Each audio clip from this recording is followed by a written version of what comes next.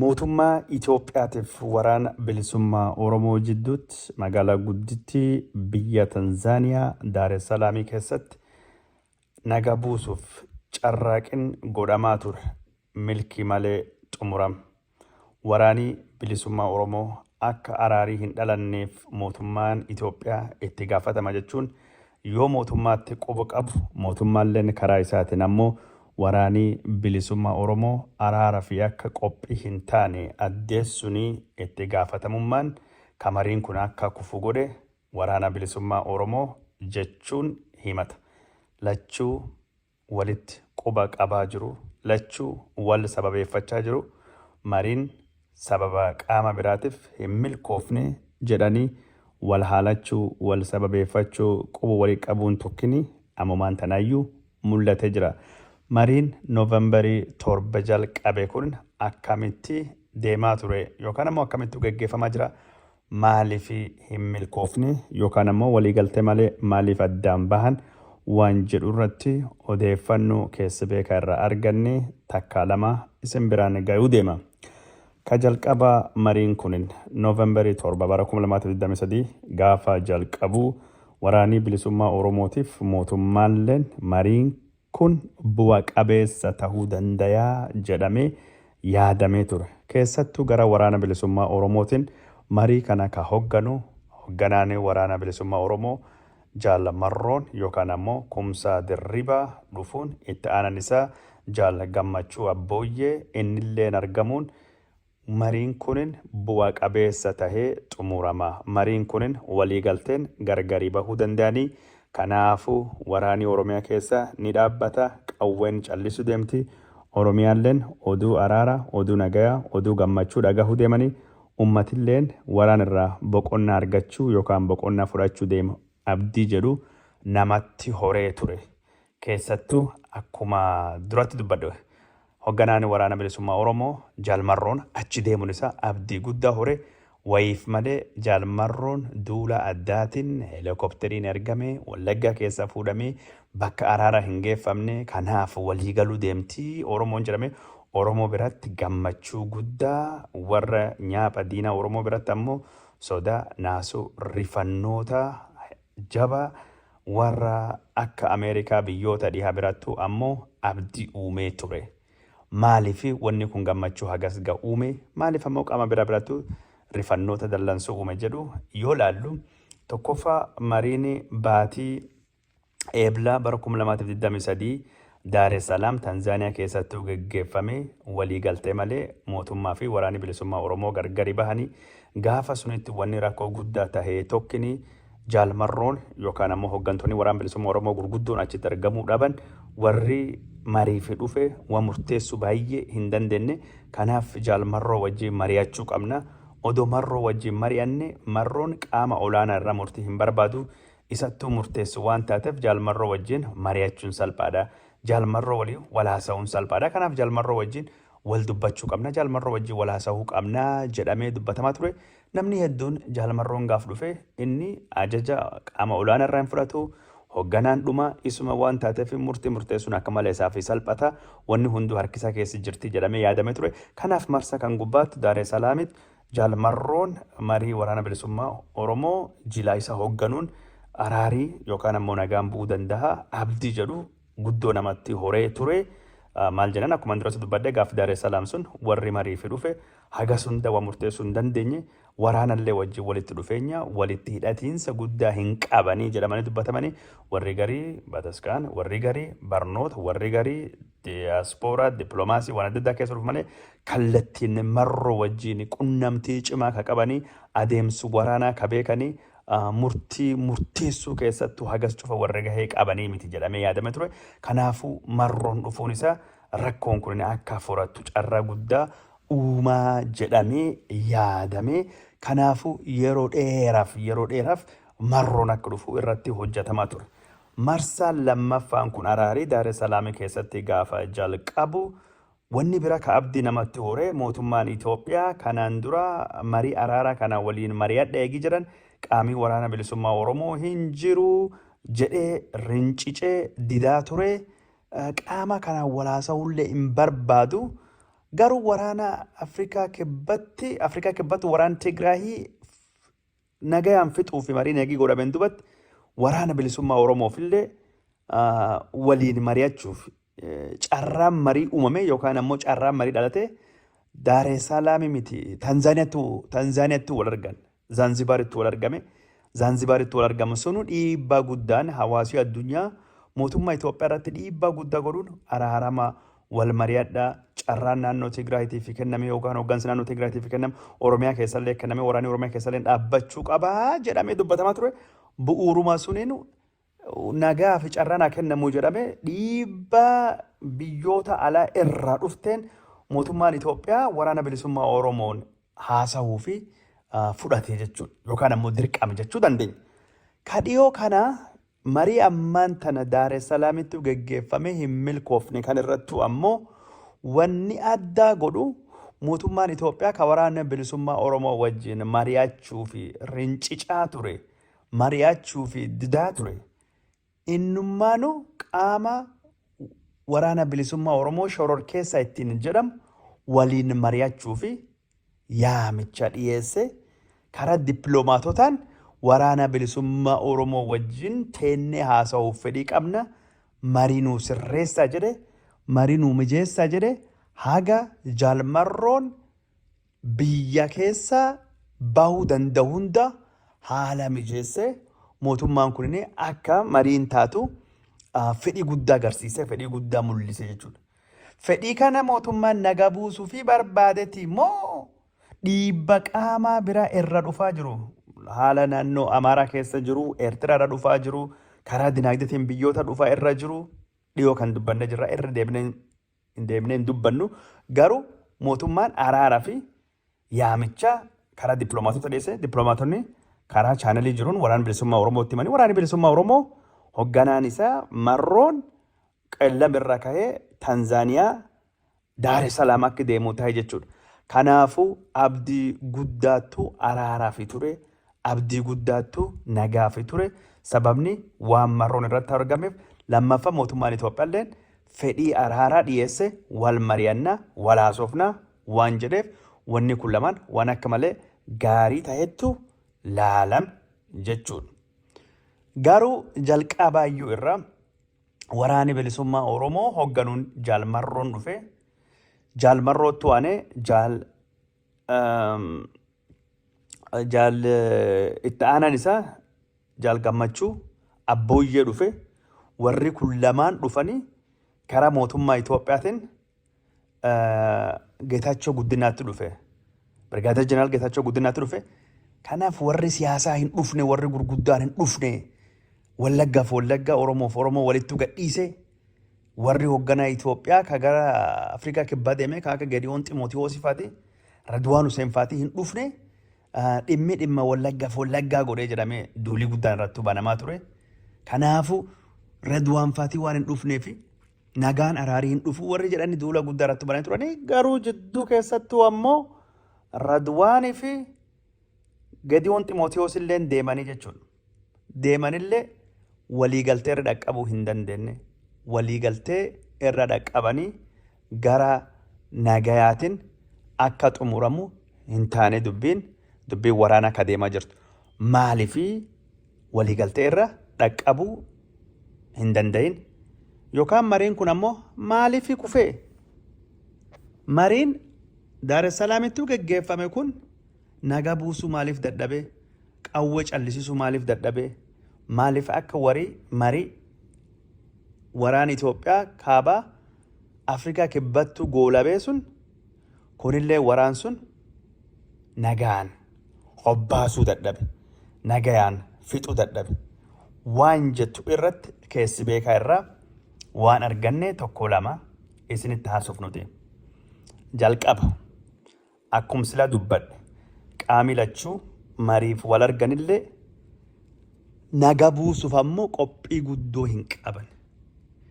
Qaamii lachuu dhiibbaa qaama biraa irraa itti dhufu. Mootummaan Itoophiyaan dhiibbaa faannoo irraa dhufu. Dhiibbaa Eertiraa irraa dhufaa jirtu. Dhiibbaa dinagdee ka waraanii fidaa jiruu fi dippiloomaasii fidaa jirtu walitti qabate yoo nagaa buuse irra wabuufadha jechuun warri kana muddame jennaan araaraaf yaame. Sunii alatti fedhiin araaraa guddoon irraa hin mul'anne. Waraanii bilisummaa Oromoolleen araaraaf dhufanillee marii jalqaba kanaan dura Daar es Salaamiin durattu geggeeffame ka Zanzibar sunirraa baratanii gaafa san maalirrattu waliigaluu dadhabnee addaddummaa gaafa sun qabnu akkam dhiphisnaa jedhanii itti yaadanii hin dhufne isaanilleen qophii araara yookaan naga buusuu guddoo tokko hin mul'isne qaamilachuu rakkoon sun irratti mul'atee jira jechuudha. Mootummaan Itoophiyaalleen araari yoo godhu waraana bilisummaa Oromootiif irra bu'a buufadha. Maali? Golii argadhe jedhee yaaduu danda'a. Waraana faannoo fi Eertiraa waliin godhaa jiru. Dirree waraanaa karaa kibbaa ofirra dhiphisaa jechuun ni mala. Gargaarsa dippiloomaasii, gargaarsa dinagdee biyyoota dhiyaarraa argadha waan jedhu yaaduu ni mala. Waraanni bilisummaa Oromooleen ammoo akka yaadatti lolaan qawween injifannoo fiduu hin dandeenye dhiibbaan guddaan irratti godhamaa ture karaa humnaatiin karaa adda addaatiin innilleen yoo waan kana godhe irraa buufadhaa jedhee yaade. Garuu qaamilachuu fedhii araaraa keessoo isaanii irraa maddee guddoo hin mul'isne yookaan guddoo hin garsiifne mariin jalqabu jirra. Qaamilachuu warri lachuu yaadi isaan marii fi qabatanii dhufan akka malee gargarii faffacawaa gargarii faffagaachaa ture. Waan akka malee warra wal dhabsiisuu dandaya. Waan akka malee warra gargarii faffageessuu dandaya dhiisanii jidduutti waan walitti fiduu dandaya. Maaltu walitti nu dhiyeessa? Maalirratti yeroo fi walii gallee waan irratti walii hin galle akka aadaa Oromoo borii iftaanii bulfannaa yaada jedhuun hin dhufne.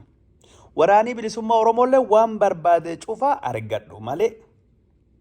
Waraanii bilisummaa Oromoo yoo waan barbaade hin arganne hin araaramu.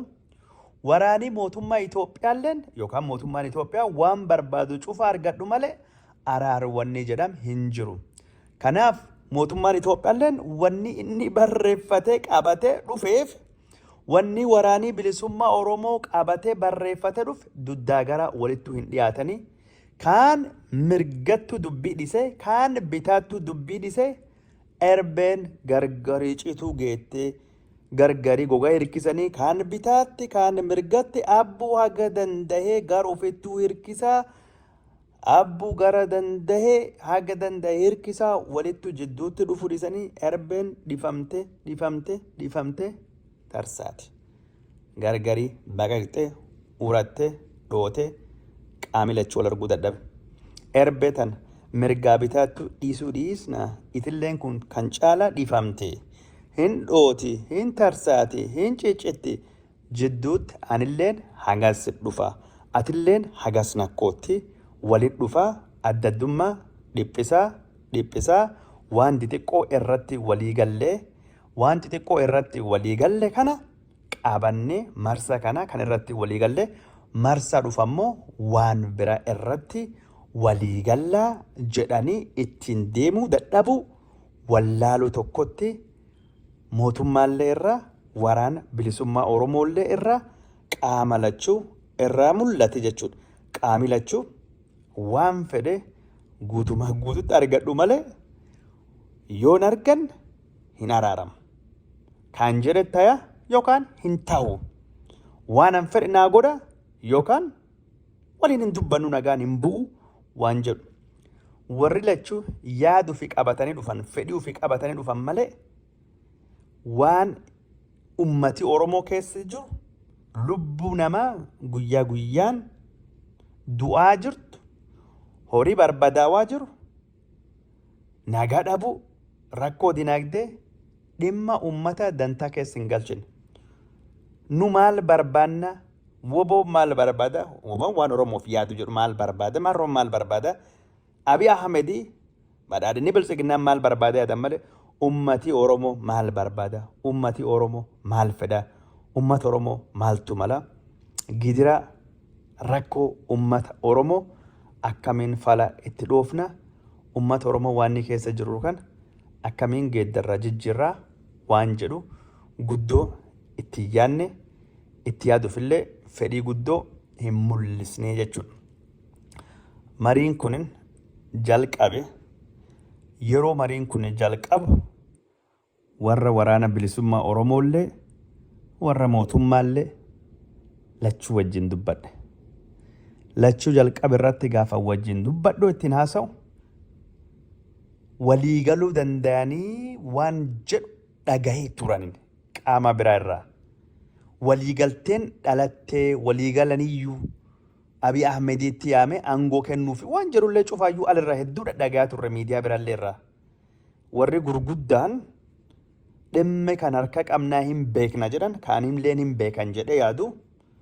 Warri qaama mootummaa keessa jiru qaama mootummaa alallee jiru lakki akka malee milkiin tolte faarii tole Abiy Ahmedi waraani bilisummaa Oromoo waan gaafate hunda aangoo taanan bulchiinsi taanan gaafii isaan gaafatan ka afaan Oromoo taanan ka Finfinnee taanan deebisee fi naga buusuu fi qophiidha. Dhoksaan mariin gaggeeffamaayyuu ture waliigaltee mallatteessuuf achi deeman jedhee natti himan. Ani waan kan qabadde uummatallee gabbayaa osoo hin barbaanne warri kun akka malee Abiy Ahmedii akkasii muratee jira. Karaa marroolleen deemuun wanni inni agarsiisu itti amanee itti dhugeeffate malee marroon balaa agas geettu fudhate riskii agas geettu fudhate daawoo isaa keessa dhokate gara Daaree Salaamii hin deemu. Kanaaf nu amanii jedhanii natti himan. Ani achiin dubatti gara waraan bilisummaa Oromootiin odeeffannoo argachuuf warra akka malee dhimme kan beekuu danda'anii jedhu warra olaanoo arge dubbise. Yeroo an argee dubbise abboo dhiiroo maaltu deemaa jira mee maal natti himtanii waan akkana dhagahe gurri waan gaanuu dhagahu deemaa odeeffannoon jirtu maal jedhee an gaafadhe waraan bilisummaa Oromoo irra mirqaanii namni natti hime warri biltsiginnaatiif warri qaama alalleen jedhe natti hime sunin mirqaan sun hin garre. Inumaayyuu shakkii guddoo yaaddoo guddoo irra arge. Wanni an arge waraan bilisummaa Oromoo warri kun waraan gurguddoo qabani diaasporaa keessatti. Akka malee wanni nuti deemaa jirru araari jennu kun araarii uummata Oromoo ni barbaachisa. Nagaan ni barbaachisa. Garuu wanni itti deemaa jirru kun waan tokkollee irraa hin beeknu. Nuyyuu guddoo dhageennee hin jirru. Odoo dhageennellee nagaa buusuun araara gosa Tigraahii godhuun faayidaan inni Oromoo qabu maali? Wanni Oromoon qabdu tokkichi waraan bilisummaa Oromooti. Waraan bilisummaa Oromoo tokkichi qabdu kan akkamiin kaampii galchan akkamiin qawwee irraa hiikanii. Jiillee hin jirru. Yeroo hagam waan akkasii keessa baanee yeroo hagam nyaatamne. An kanaafu odoo marroon waraanii kaampii aseenuu qawwee hiikatu jedhamu hin deeggaruun waan jedhanatti himan warri gariin isaanii. Gariin isaanii lakki marroon waan akkasii hin gaafatamu. Kaampii seenaa qawwee hiikadhaa miti nuti dabalama waan jedhu Abiy Ahmedii waliin taanee faannoo rukutnaa yookaan wajjin taanee Eertiraa dura dhaabbannaa jedhu waan oduu gos miidiyaa gubbaa dhadhageettanii yaadu gosni warri qabulleen hin jira. Garuu anin yaadina keessatti uumame fedhiin araaraa guutumaa guututti waraana bilisummaa Oromoo biraatti illee hin garre jechuun warra diaasporaa gurguddaa jedhee yaadu keessa. Ka biltsiginnaallee fedhii biltsiginnaa guddoo hin garre jechuun maal irratti walii galame Abiyyi akkas godhu olola Abiyyiif hojjechuu fi waan dabarte suni alattu qabatamaattu kanaa sunittu tahee waan jedhu guddoo hin garre jechuudha. An kanaaf yeroo saniyyuu irraa araarii akka ta'uu hin dandeenye yookaan ammoo araarii yoo tahellee akka malee rakkisa warri kun qophii hin qabu warri kunin waliyyuu amansiisanii waliyyuu haasanii wal dhagaan hin jiranii keessoo isaanii tokkummaa hin qabanii waan jedhu argaa ture jechuun kunan beekan warra akka malee gurguddaa warra olaanoo jiranii warra odeeffannoo kan hin beekanii odeeffannoo kan dabarsuu keessatti gahee qaban jiran irraa odeeffannoo kan dhagahe jechuudha. An kanaafu mirqaana guddaa hin qabu jechuudha. Achiin dubattu mariin jalqabde. Mariin eegii jalqabdeen dubatti. Mariin eegii jalqabdee mariin geggeeffamuu jalqabdeen dubatti wanni an dhagahee ammoo guddoo na hin gammachiis. Maaliif akkuma durattuu dubbadhee qaamii waraana bilisummaa Oromoo gaafin inni ittiin qabatu dhufelleen gaafii akka malee deebisuuf mootummaa rakkisu. Gaafilee kanaan dura Zanzibaarittuu gaafate san gaafii gosa suni qabate mootummaan Itoophiyaallee waanuma gosa Zanzibaaritti walaasawan sun qabate fidee jechuudha. Kanaaf waan gaafa sun irraa baratanii gaafsu waan akkana irratti walii hin galle waan akkana irratti wal dhabne. Kanaafuu wal dhaba kennu sun akkanaan furannaa akkas gaafsuun gargari faffagaanne walitti hin dhiyaatu yaadii kennu fagoo ture. Ammaan tana ammoo yoo walitti dhufne akkasiin rakkoo jijjirtu kana rakkoo qabnu kana haga gargari fagaannu kan irraa walitti dhufne jidduun wal gahuu dandeenya, wal arguu dandeenya, walii galuu dandeenya wanni jedhu hin turre jechuudha. Mootummaan gaafin inni gaafatuuf waraanni bilisummaa Oromoo gaafin inni dhiyeeffate duddaa fi garaadha. Yoo duddaa fi garaallee taate ta'uu baate baay'ee gargari faca'anii jechuudha. Fakkeenyaaf mootummaan maalidhaa? Wanni mootummaan dhiyeessuu jalqabe. Mootummaan wanni inni dhiyeessuu jalqabe marii kallee gubbaatti sagantaa kallee gaafaan hojjedhu gubbaatti yoo san agartan taate namni hedduun yaadinnaa barreessuu keessatti ana jechuun akka mariin kun walii galteen goolabamtuuf akka namni jajjabeessuuf haala jirullee dhugaa jirtullee hubate dhiibbaa akka godhuuf waan kanaaf hojjedhe. Mootummaa Oromoo jedhee of yaada achirra jalqaba haasawa. Ormi Oromoo nuun jedha Oromummaa waan jiru. Anillee yeroo garii waan kan hin jedha. Kan ammoo waraanni bilisummaa Oromoo hin fudhatu. Hayyee mootummaa Oromoo ta'ee ta'uu baate waan biraati. Mootummaa seera qabeessa jedhu fudhadha. Filannoon filamne. Filannoon filannoo dhugaati, filannoo dharaati waan biraati. Mootummaan akkas jedhe. Qawwee hiikkadhaa kaampii seenaa. Qawwee hiikkadhaa karaa nagayaatiin sochawaa, galmaawaa, akka kafaa'uu, akka abinii, akka abaa'uu daawwit ibsaa waan jedhu. Warri ammoo maal keessa jira? Ka jedhu. Kan cufaa yoo godhu waraanni bilisummaa Oromoo maal argachuu deema? Waraanni bilisummaa Oromoo maqaan shororkeessa jedhu ka paarlaamaan kenneef isinirraa kaasuu deemna. Shororkeessa miti. Karaa seeratiin galmooftanii sochootan. Karaa seeratiin galmooftanii sochootanii filannoon dorgomtanii yoo filannoon mo'attan aangoo isiniif gadhiisna. Dhiibbaan tokko hin jiru. Itoophiyaan dimookiraasiidha. Dimookiraasii Itoophiyaa keessatti hirmaaddaa waan jedhu kan mootummaan dhiyeessu jechuudha. Kaan ammoo waan taataniif shororkeessummaa isirra isin kaasnee yakkaa fi waan adda addaatiif itti gaafatamummaa hin qabdanii hin hidhamtanii murtii hin dhiyaattanii murtii isin hin dhiyeessinu waan jedhudha. Waraanni bilisummaa Oromoo kokkon cuftinuus biratti fudhatama hin qabdu. Akkamiin isin amanna? Wal amanuun hin jiru. Mootummaa Oromooti misan diin Oromooti nyaapha Oromooti. Waraan Oromoo irratti labsaa jirtanii akkamiin mootummaa Oromoo jennee isin fudhanna? Lakkisaa. Isin mootummaa Oromooti miti. Ayyee nyaapha Oromooti, diina Oromooti. Oduu dhiisaa waraan Oromoo irratti bantanii labsaatan. Dhaabaa. Takka akkas wanni amma isin gootan kun sirni durii Oromoo irraa godhe hin beeku ka jedhu. Waraan dhaabaa nyaapha Oromoo taatanii diina Oromoo taatanii miidhaa dhaqqabsaa jirtanii Oromoon isiniin falmachaa jira. Oduusaa mootummaa Oromoo taatanii bosona daggalattu hin gallu. Raasa gallee isin hin lollu. Waan jedhu kan isaan dubbatan sun qofaa mititti fufi. Dimookiraasiin kijibaa hin jirtu. Dimookiraasii wanni jedhamu hin jiru. Filannoon keessan beekamtii hin qabu. Mootummaan keessan mootummaa seera alaati. Mootummaan dhugaa ka filannoon akka filamutti mootummaan gosi biraa ka ce'umsaa ka maalii dhaabbatee mootummaan waloo ka hunduratti hirmaachuu qaba. Rakkoon Itoophiyaa rakkoon Oromoo hundeerraa furachuu qabdi. Nu qofti hin furru marii bal'aa qaamni siyaasaa Oromoo cuftuu irratti hirmaate qaamni siyaasaa Itoophiyaa irratti hirmaate barbaachisa waan akkasiitidha. Dimookiraasii jettanii kafaa'oon maal keessa ture? Jawaar Mohammadi maal keessa ture? Kanaan dura bara mootummaa ce'umsaa waa'ee hedduu kaasanii gaafilee waraanii bilisummaa Oromoo kaase hedduun isaa qabatama seenaa Itoophiyaatti ni ilaalamu. Sirriidhaa jedhee yaadan. Sirriidhaa jedhee yaada. Wanni isaan kaasanii wanni isaan dubbatan sirriidhaa jedhee yaada. Garuu suniin kanaan durallee marii fi dhiyaatee kanaan durallee araaraaf dhiyaatee irratti waliin galle ammallee walii galan jedhee hin eegu. Ammallee walii galan jedhee hin yaadu ture jechuudha. Ani wanni ani arge wanni ani dhagahe kana jechuudha. Suniin alattu ammoo gaafileen siyaasaa gurguddootu ture. Gaafiin siyaasallee tokkollee irratti walii galuu hin dandeenye. Mootummaan Itoophiyaa mootummaa dimookiraasii, mootummaan Itoophiyaa mootummaa uummataati, mootummaan Itoophiyaa ka jijjiiruu ka maal godhu akkas akkasii yookaan ammoo waraana isin cabsinaa ka jedhuu fi Gaafileen karaa seeraatiin deebiti. Afaan Oromoo afaan federaalii godha. Finfinneen akkasa taatu. Oromiyaan akkasii. Waraanni bilisummaa Oromoo waan jedhu hunda heeraa fi seeratti deebisa waan jedhu sulleen ammoo balbala marii hundaayyuu cufe. Wal haa mari'annu maa wal mari'anna.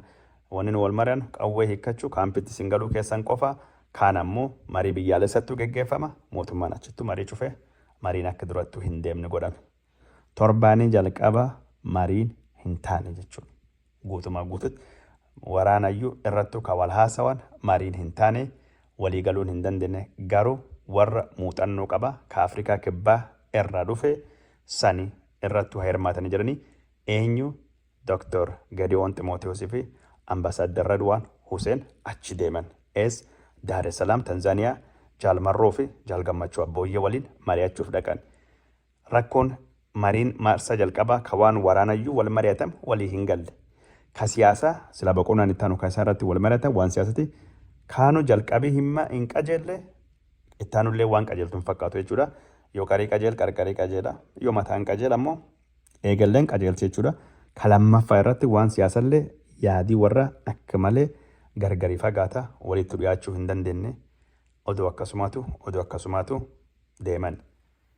Jalqaba dhuma torbaan suni yookaan jalqaba torbaan sunitti torbaan jalqaba dhumisa irratti yookaan ammoo jidduu torbaan dhuma lammaffaa irratti walii gallaa jedhamee yaadame ture. Roobii darbe kan qaamilachuu kan waliin mari'achuu deemu walii galtee irra akka gahuu hin dandeenye hubatame mariin addaan citti. Waraanni bilisummaa Oromoolee gaafii dhiyeessurraa xiqqoo tokkollee wanni godhu hin barbaadu. Wanni tokkolleen akka irra haftu hin barbaadu. Mootummaalleen kompromaayiziin inni godhe jedhamu tokkolleen hin jiru.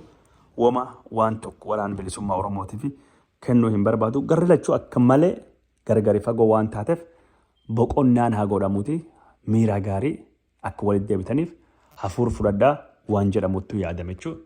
Qaami lachuu akka boqote walitti deebi'u yaadame. Mootummaalleen waraanni bilisummaa Oromoolee warri mariif dhufe akka boqote walitti yaada gaariin warri waan mari'atullee waan tasgabbaa'ullee tasgabbaasanii waan dubbatanii tasgabbaanii akka walitti deebi'an jedhame.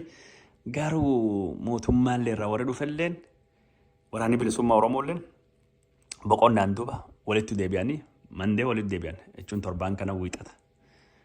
Waan haaraa waan hin dhufne. Waan haaraa waan dhufne lachuu qaami lachuu yaaduma dullacha bifa adda addaatiin jechoota adda addaatiin qabatanii dhufan. Kun dippiloomaatotallee guddoo aarse. Dippiloomaatotallee guddoo dallansiise. Mariin marsa jalqabaa ka Zanzibaar hin milkoofne ka Tanzaaniyaallee hin milkoofne. Mariin kun lamaan maaliif akka hin milkoofne isinitti meejiru yaadii warra guddoo gargarii faffagaataa qaami lachuu araaraa fi marii buusuuf nagaa buusuuf guddoo fedhii dhabuu tokkotti mul'ataa jira. Yaaduma jalqaba irratti wal dhaban irratti yaaduma jalqaba wal nyaachaa jiran irratti deebi'anii ammallee wal nyaatan waan walii galuu hin dandeenye irratti. Mariin kun ammoo akka inni milkaa'u mariin kun akka walii galtee gosa tokkootiin goolabamu wanni hin godhamin hin jiru. Wanni hin taane wanni hin carraaqin hin jiru. Keessattuu ammallee irra deebi'ee dubbadha. Dr. Warqinee Gabayyoo hoogganaan Igaad guddoo carraaqe waan danda'u cufaa godhe. Mariin kun akkuma duratti dubbadhe warri wal mari'atalleen Oromoo mootummaalleen taanaan badhaadhinni biltsiginnaan abaa'uun wuubuun Oromoodha. Isin Oromoo mitidha. Gabayyoo Warqinee maa Oromoo jetta. Abiy Ahmed maa Oromoo jetta. Jaalmarroo maa Oromoo jettanii falmitanii isaan Oromoof hin jedhanii halleen Oromoo jedhee yaada. Warri wal mari'ate Oromoo carraa guddaa dabarsan. Warri araaramu carraa guddaa dabarsan. Warri wal mari'ate sila araaramuu qabu carraa guddaa dabarsan. Mike Hammer gorsaan mootummaa Ameerikaa ammoo carraa guddaa Oromoof kenne dhuga dubbachuuf. Karkarsee dhidhiibee warri torbaanum jalqaba gubbaattu walii galuu dadhaban. Bulfaddaa boritti deebi'aa suute jedhaa maalii jedhaa jedhanii warri Norway warri Ameerikaa warri Igaad carraa guddaa kennaniif. Mike Hammer Oromoo walittu araaramuun gaafa Afrikaa keessatti tasgabbiin bu'uun ኦሮሞን utuba nagaa ka gaaf Afrikaa ka Itoophiyaati. Ameerikaa gargaara. Kunin faayidaa biyyaalessa Ameerikaatiif nageenya Ameerikaatiif baay'ee barbaachisa. Keessattuu sodaa ammaan tan Isaayyaas Afeworqii irraa dhufe.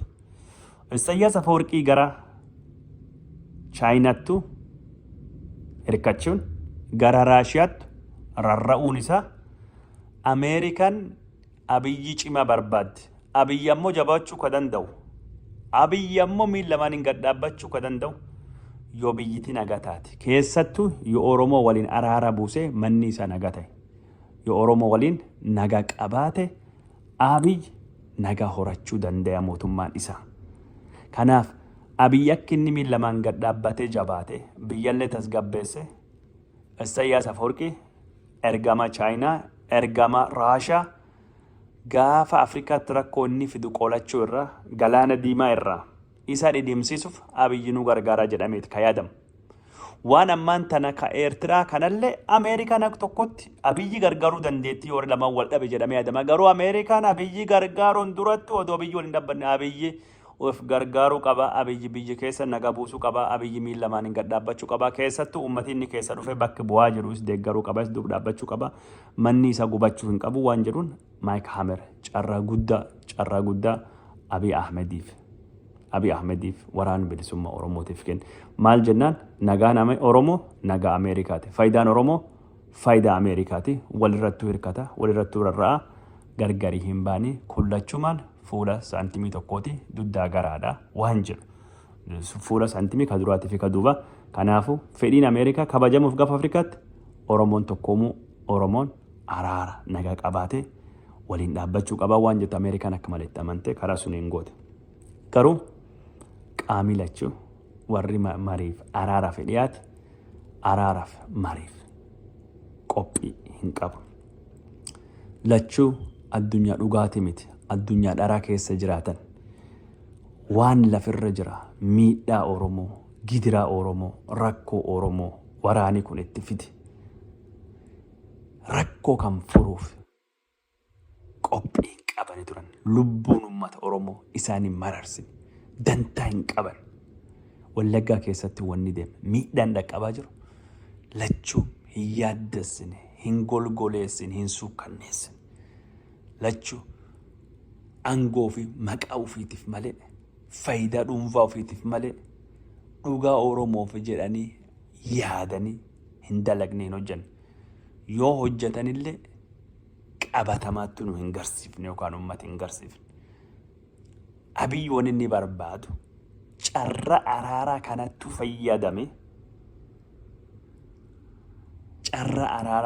fayyadame diin isaa nyaapha isaa sodaachisuuf gargaarsa dippiloomaasii argachuuf yoo hin taane ammoo waraana bilisummaa Oromoo irratti waraana banuuf. Abiyyi warri waraana bilisummaa Oromoo fidee warri wajjin taa'ee nagaa buusuu hin taane carraa isinii kennine isin kabajne akka Tigraay Afrikaa kibbattuu Naayiroobiitti waliin mari'anne isinillee kunu as isin finne carraa isinii kennine isin kabajne kabajaa isinitti horre waan jedhu ka isaan dubbachaa turan walgahii gubbaatti. Maal barbaadan isin ulfeessine isin beeytaa hin jirtani humni keenya isin balleessuu fixu waraanii keenya akkas isin godhuu danda'a. Waraanii keenya akkas isin godhuu danda'a. Daaraa isin godhuu danda'a isin balleessuu dandeenya. Kabaja isinii goone kunu isin finne akkuma Tigree wajjin mari'ate waraana bilisummaa Oromoo wajjin mari'ate akkuma jedhame carraa isinii kennine jedhanii yaadan. Carraa nuu kennitanii carraa ofii keessanii kenna ofii carraa hin qabdani nu carraa isinii kenne. Waraana isin balleessine barbadeessine finfinnee qabachuu dandeenya woboon ammoo kana haasawa. Har'a addunyaan ka dubbachaa jirtu waan waraana bilisummaa Oromooti. Waa'ee keenya haasawaa jirti malee addunyaan waa'ee biltsiginnaa haasawaa hin jirtu. Aduun biltsiginnaa dhiitee jirti. Aduun waraana bilisummaa Oromoo amma bahaa jirti. Teenya kunu amma addunyaan dhugaa haqa nu argite har'a addunyaa waan keenya haasawaa jirti waan keenya dubbachaa jirti. Kan ammoo irree keenya humna keenyattuu godhe kanaafuu nuttu carraa isinii kenne ka aduun bayaa warri jirtuuf warra aduun isii dhiitee jirtu wajjin ta'ee haasawaa jiru. Akkasuma hin jedhan baay'ee gargari fagaatan nu carraa isinii kenne carraa maayii nuu kennitan. Carraa nuu kennitanii miti nutti carraa isinii kenne waan ofii kennitanii isin hin qabdanii. Isin boolla lubbuun teessan gara awwaala deemaa jirti gad deemaa jirti. akkasirratti walitti dhaadachaa turan. Marii gubbaatti hirmaachuu gara mootummaa irraa yaadu dhufu waraanni bilisummaa Oromoo akka malee konfiidensii cimaa kenneefii jiru. Kunoo waan fedhe godhu mootummaa jilbeeffachiisnee gara marii finnee jirra. Mootummaa jilbeeffachiisnee muquqqaallee hacuucnee gara mariitti fedhii isaa malee harka micciirre finnee jirra jedhanii akka malee hin dandeenya waan fedhe godhuu dandeenya. Woboo waan fedhe godhuu danda'a. Woboon akkas jedhanii of ilaalan. Amma mootummaa woboo tuffachuu tokkotu jira. Garii lachuun iyyuu akka malee of tuulanii of jaju tokkotu jira. Wanni kukkunin mariin akka hin taane akka hin milkoofne waan godhe keessaa. Kukkunin odeeffannoo ana gammaa walitti qaban. Waan tokkoon sagantaa kana fixu deema. Waraanni bilisummaa Oromoo maal argata marii irraa? Maal argata? Marroon Jawaarii ta'uu deema yookaan Daawud Ibsaa ta'uu deema. Marroon yookaan Mararaa Guddinaa ta'uu deema. Naan jedha warri hooggantoonni gurguddoon waraana biyya bilisummaa Oromoo biyya alaa tokko. Faayidaa waraanni bilisummaa Oromoo argatu maali? Yoo akka dhuunfattu yaada wanni warri yaada kun cufti muuxannoo irraa kaanis sirrii ta'uu ni mala. Garuu Oromiyaattu nagaa argata. Faayidaa waraanni bilisummaa Oromoo argatu miti. Ummati faayidaa maali argata? Yoo waraanni dhaabbate waan jedhamullee waan uummatallee odoo yaadame waan jedhu ture. Mariin kunin nagaa buusu dadhabuun araaraa fi dadhabuun guddoo nama gaddisiisa. Qalbii namaa cabsa. Abdii jalqaba gubbaatti ture sun cufayyuu nama dhowwe, nama golgoleesse. Waan hedduun warri waan kana irrattu dadhabe. Warri waan kana irrattu dadhabe. Jawaar Muhammad fa Maayik Hamar fa wajjin hojjechuu warri waan kana guddoo yaaddawaa turan. Yaaddoo guddaa keessan wanni kun akka hin taane beekanii. Warqinee Gabayyoo yaaddoo guddaa sodaa guddaa keessa seen wanni kun hin taatu hin mirkooftu jedhee yaaddoo guddaa sodaa guddaa keessa seenee ture. Waan kan cufayyuu argaa turan.